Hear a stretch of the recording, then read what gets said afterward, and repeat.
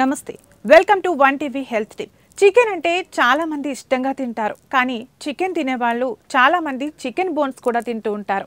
Chicken బోన్స్లో ఉన్న మూలుగును బాగా ఇష్టంగా తినేవాళ్ళు ఉంటారు. అయితే చికెన్ బోన్స్ తినొచ్చా?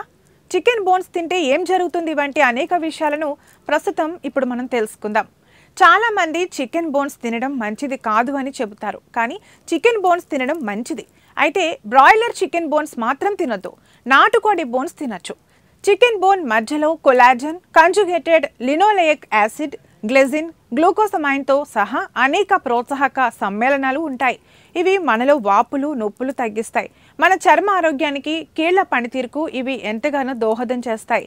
యాంటీ ఇన్ఫ్లమేటరీ లక్షణాలను కలిగి ఉండే గ్లైసిన్ మరియు కంజుగేటెడ్ లినోలేయిక్ యాసిడ్ మన శరీర ఆరోగ్యానికి దోహదం చేస్తాయి. అంతేకాదు చికెన్ బోన్స్లో విటమిన్లు ఏ మరియు బి, విటమిన్లు B1, B5 మరియు B7 కూడా ఉన్నాయి.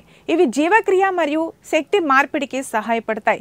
చికెన్ బోన్స్ మూలుగలో ఖనిజాలు, జింక్, ఐరన్, కాల్షియం మరియు సెలీనియం ఉంటాయి. ఇవి మన శరీరానికి కావలసిన పోషకాలు ఇస్తాయి.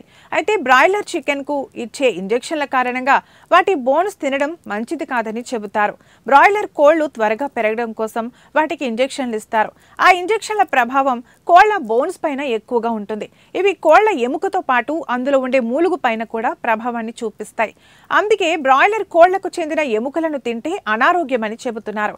ఇది వివిధ వ్యాధులకు కారణమవుతుందని చెబుతున్నారు. ముఖ్యంగా ఇలా ఇంజెక్షన్లతో పెరిగిన కోళ్ల ఎముకలు తింటే క్యాన్సర్ మాత్రమే కాదు 7 రకాల వ్యాధులు వస్తాయని హెచ్చరిస్తున్నారు. అయితే నాటుకోడికి చెందిన బోన్ మ్యారో తినడం మంచిదేనని, ఇందులో మంచి పోషకాలు మన శరీరానికి ఎంతగానో దోహదం చేస్తాయని చెబుతున్నారు. కనుక కోడి బోన్స్ తినే విషయంలో జాగ్రత్త వహించండి. ఇది ఇవాల్టి హెల్త్ టిప్. మరో హెల్త్ టిప్తో మళ్ళీ కలుద్దాం. నమస్తే.